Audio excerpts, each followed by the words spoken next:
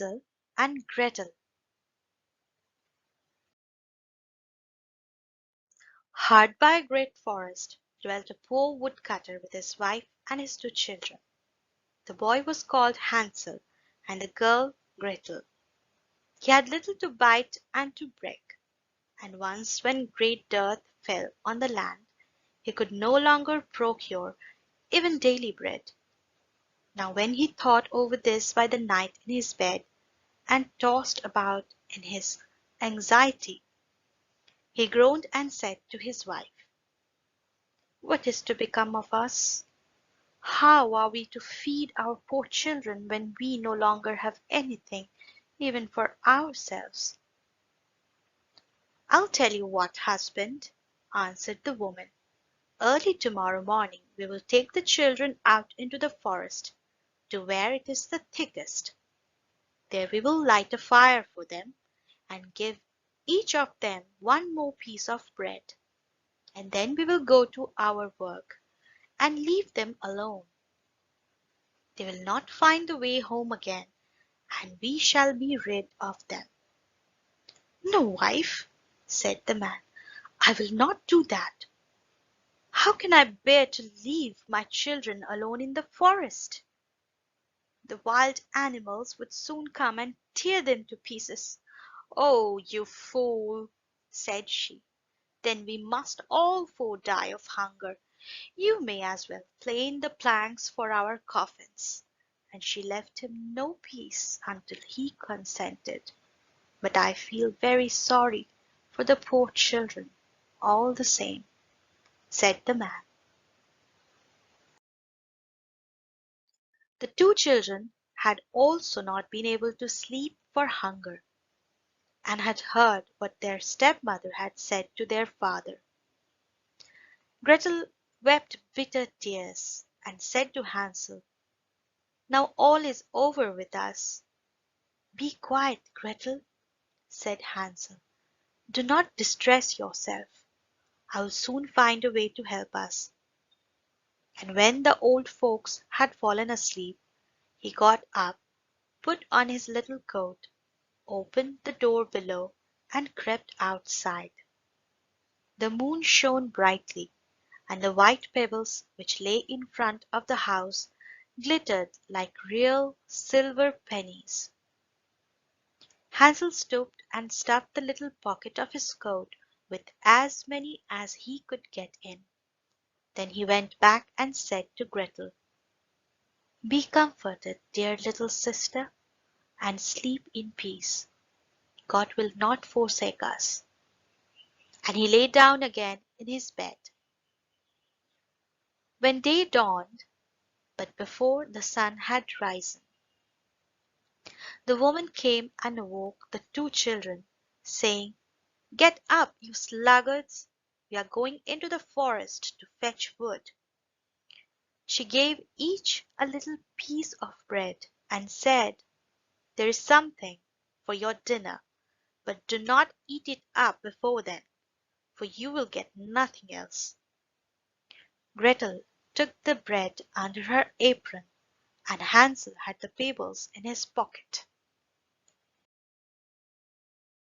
Then they all set out together on the way to the forest.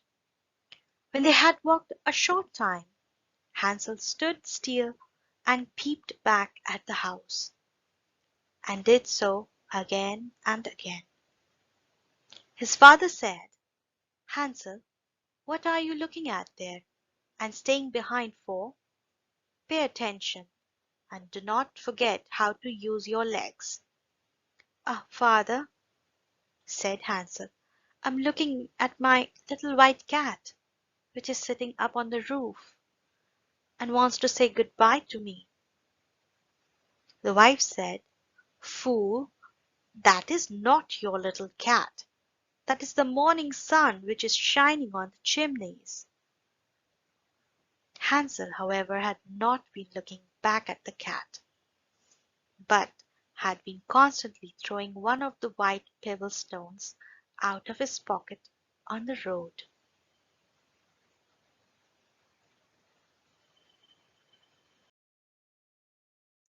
When they had reached the middle of the forest, the father said, "Now, children, pile up some wood, and I will light a fire that you may not be cold." Hansel and Gretel gathered brushwood together, as high as a little hill.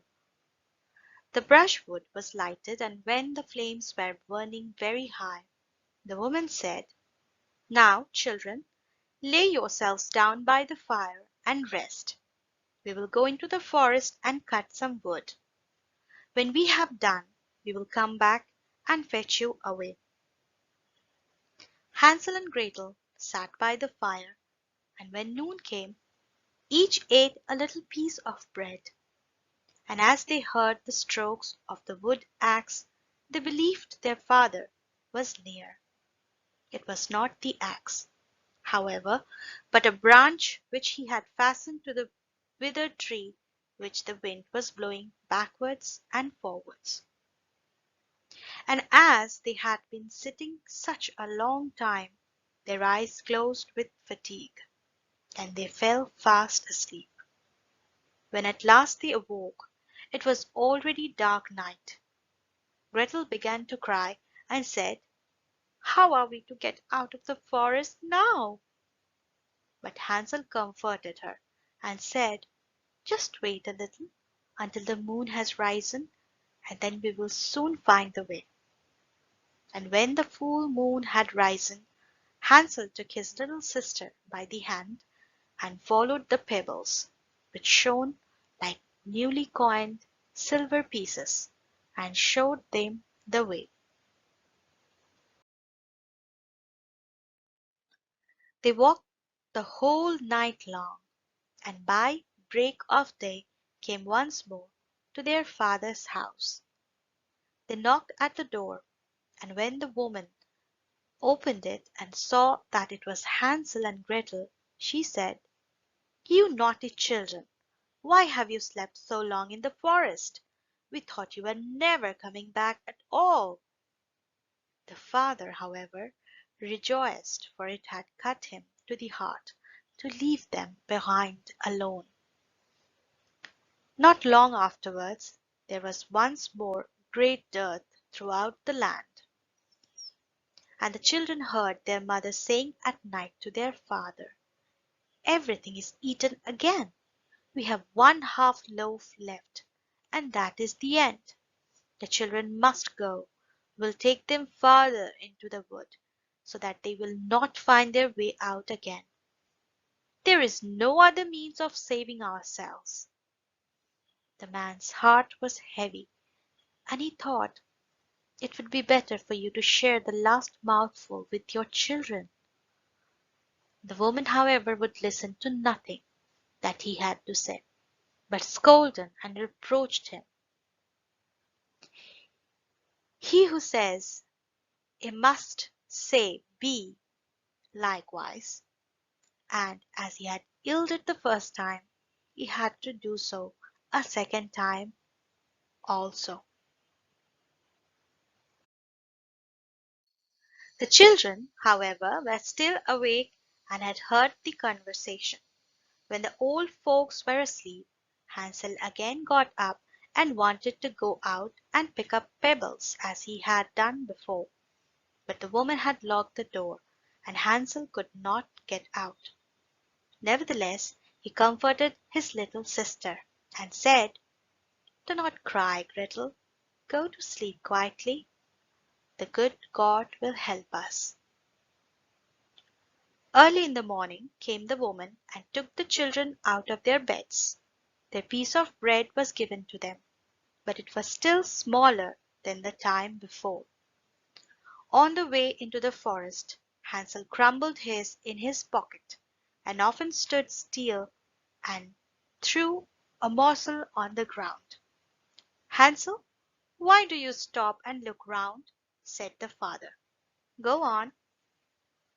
"I'm looking back at my little pigeon, which is sitting on the roof, and wants to say good-bye to me," answered Hansel. "Fool," said the woman, "that is not your little pigeon. That is the morning sun that is shining on the chimney." Hansel, however, little by little, through all the crumbs on the path. The woman led the children still deeper into the forest, where they had never in their lives been before. Then a great fire was again made, and the mother said, "Just sit there, you children, and when you are tired you may sleep a little. We are going to the forest to cut wood, and in the evening when we are done we will come and fetch you away." When it was noon, Gretel shared her piece of bread with Hansel, who had scattered his by the way. Then they fell asleep and evening passed, but no one came to the poor children. They did not awake until it was dark night, and Hansel comforted his little sister and said, "Just wait, Gretel, until the moon rises, and then we shall see the crumbs of bread which I have strewn about, and they will show us our way home again." When the moon came they set out, but they found no crumbs, for the many thousands of birds which fly about in the woods and fields had picked them all up. Hansel said to Gretel, "We shall soon find the way," but they did not find it. They walked the whole night and all the next day too, from morning till evening, that they did not get out of the forest, and were very hungry, for they had nothing to eat but 2 or 3 berries which grew on the ground. And as they were so weary that their legs would carry them no longer, they lay down beneath a tree and fell asleep.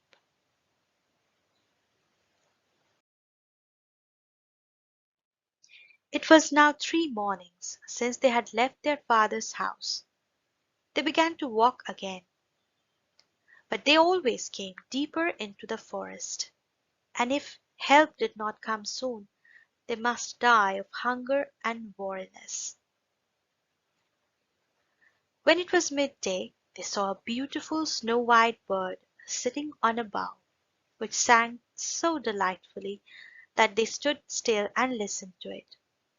And when its song was over, it spread its wings and flew away before them. And they followed it until they reached a little house, on the roof of which it alighted. And when they approached the little house, they saw that it was built of bread and covered with cakes, but that the windows were of clear sugar. "We will set to work on that," said Hansel, "and have a good meal. I will eat a bit of the roof, and you, Gretel, can eat some of the window. It will taste sweet." Hansel reached up above and broke off a little of the roof to try how it tasted, and Gretel leaned against the window and nibbled at the panes. Then a soft voice cried from the parlour, "Nibble, nibble, gnaw! Who is nibbling at my little house?" The children answered, "The wind, the wind, the heaven-born wind," and went on eating without disturbing themselves. Hansel, who liked the taste of the roof, tore down a great piece of it, and Gretel pushed out the whole of one round window pane, sat down and enjoyed herself with it.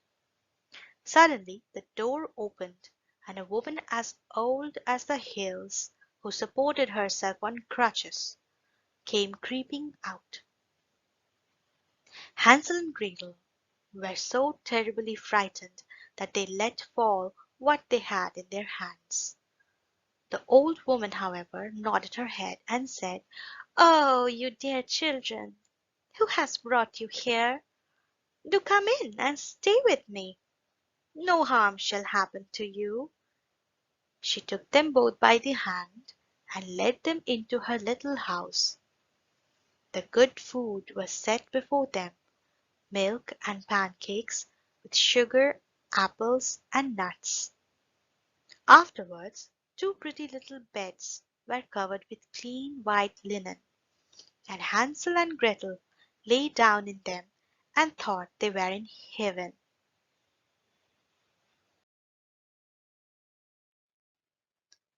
The old woman had only pretended to be so kind. She was in reality a wicked witch who lay in wait for children and had only built the little house of bread in order to entice them there. When a child fell into her power, she killed it, cooked and ate it. And that was a feast day with her. Witches have red eyes and cannot see far, but they have a keen scent like the beasts, and are aware when human beings draw near. When Hansel and Gretel came into her neighborhood, she laughed with malice, and said mockingly, I have them. They shall not escape me again. Early in the morning, before the children were awake, she was already up, and when she saw both of them sleeping and looking so pretty with their plump and rosy cheeks, she muttered to herself, That will be a dainty mouthful. Then she seized Hansel with a shriveled hand, carried him into a little stable, and locked him behind a grated door. Scream as he might, it would not help him. Then she went to Gretel, shook her till she awoke, and cried, Get up, lazy thing! Fetch some water and cook something good for your brother. He's in the stable outside, and is to be made fat. When he is fat, I will eat him. Gretel began to weep bitterly, but it was all in vain, for she was forced to do what the wicked witch commanded.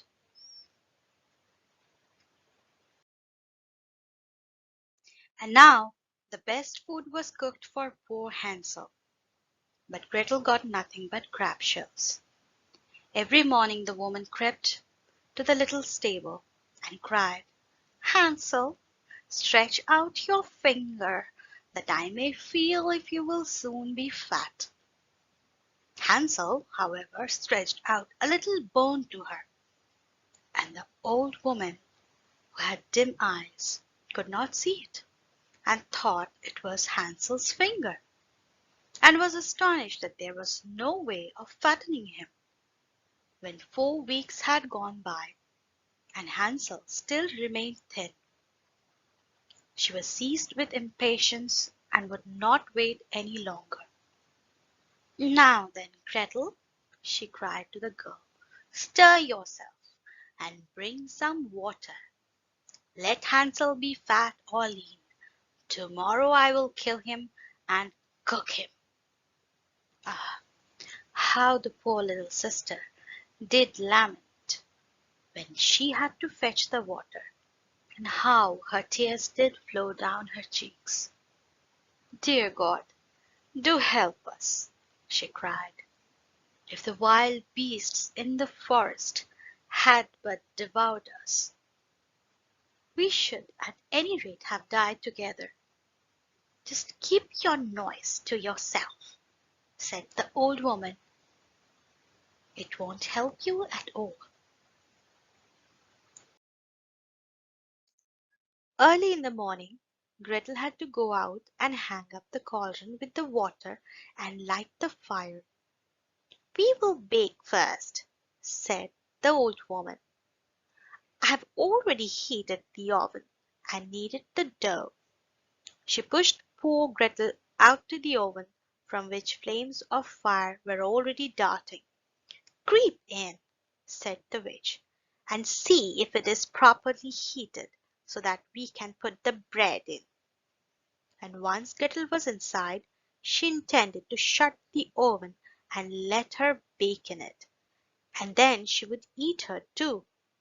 But Gretel saw what she had in mind, and said, I do not know how I am to do it. How do I get in? Silly goose, said the old woman. The door is big enough. Just look, I can get in myself.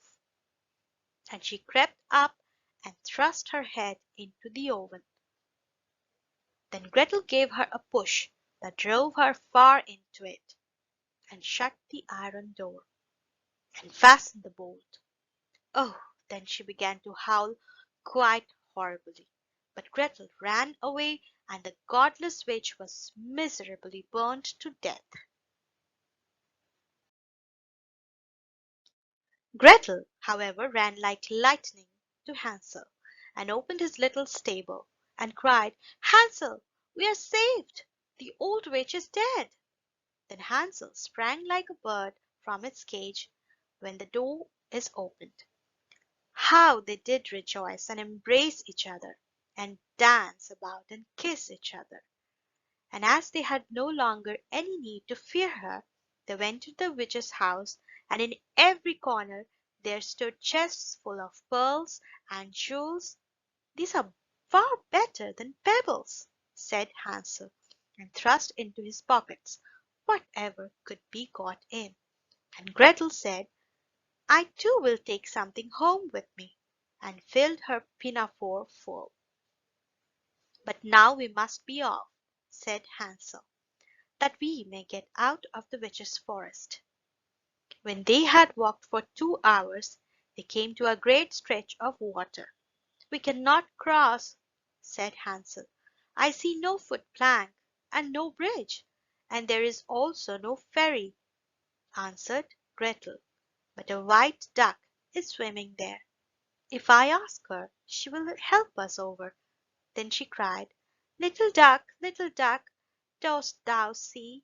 Hansel and Gretel are waiting for thee. There's never a plank or bridge in sight. Take us across on thy back so white."